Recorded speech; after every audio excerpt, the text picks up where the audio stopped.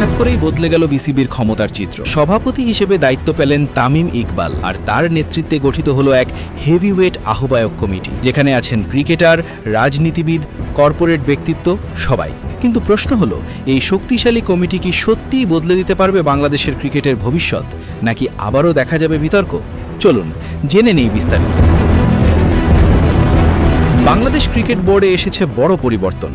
সাম্প্রতিক ঘটনা প্রবাহের পর ভেঙে দেওয়া হয়েছে আগের কমিটি, আর নতুন করে গঠন করা হয়েছে একটি অন্তর্বর্তীকালীন আহ্বায়ক কমিটি। এই কমিটির নেতৃত্বে আনা হয়েছে জাতীয় দলের সাবেক অধিনায়ক তামিম ইকবালকে, যিনি এখন সভাপতির দায়িত্ব পালন করবেন। এই ঘোষণার পর থেকেই আলোচনার কেন্দ্রবিন্দুতে উঠে এসেছে 11 সদস্যের এই নতুন কমিটি, কারণ এটি শুধুমাত্র একটি সাধারণ বোর্ড নয়, বরং এখানে জায়গা পেয়েছেন দেশের বিভিন্ন অঙ্গনের প্রতিষ্ঠিত ও প্রভাবশালী ব্যক্তিত্বরা। এই আহ্বায়ক কমিটি মূলত আগামী 3 মাসের জন্য দায়িত্ব পালন করবে।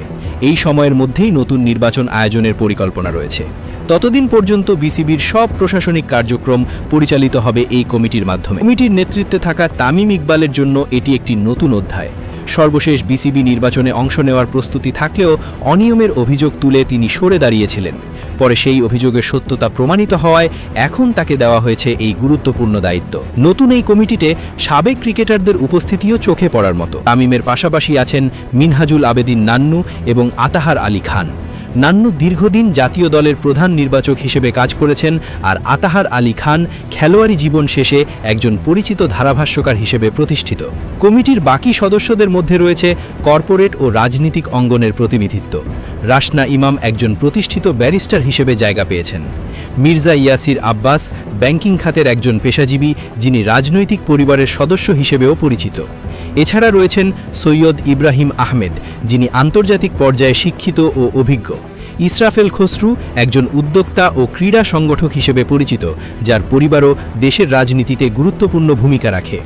ক্রিকেট সংগঠনের সঙ্গে সরাসরি যুক্ত ব্যক্তিদের মধ্যেও কয়েকজন রয়েছেন এই কমিটিতে।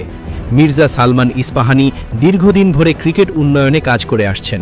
তালিকায় আরেকটি গুরুত্বপূর্ণ নাম তানজিল চৌধুরী, যিনি ক্লাব ক্রিকেটের সফল সংগঠক হিসেবে পরিচিত। প্রাইম ব্যাংক ক্রিকেট ক্লাবের সাফল্যের পেছনে তার বড় অবদান রয়েছে। সব মিলিয়ে এই আহ্বায়ক কমিটি একটি ভারসাম্যপূর্ণ এবং অভিজ্ঞ দল হিসেবেই দেখা হচ্ছে। তবে চ্যালেঞ্জও কম নয়। স্বচ্ছতা ফিরিয়ে আনা, নতুন নির্বাচন আয়োজন এবং ক্রিকেটের উন্নয়ন, এই 3টি বড় দায়িত্ব এখন তাদের কাঁধে। এখন দেখার বিষয়, তামিম ইকবালের নেতৃত্বে এই কমিটি কতটা সফলভাবে নিজেদের দায়িত্ব পালন করতে পারে। নাকি সত্যিই পরিবর্তন আনতে পারবে, নাকি এটি শুধুই আরেকটি অস্থায়ী সমাধান হয়ে থাকবে? বাংলাদেশ ক্রিকেটের ভবিষ্যৎ এখন অনেকটাই নির্ভর করছে এই 3 মাসের ওপর।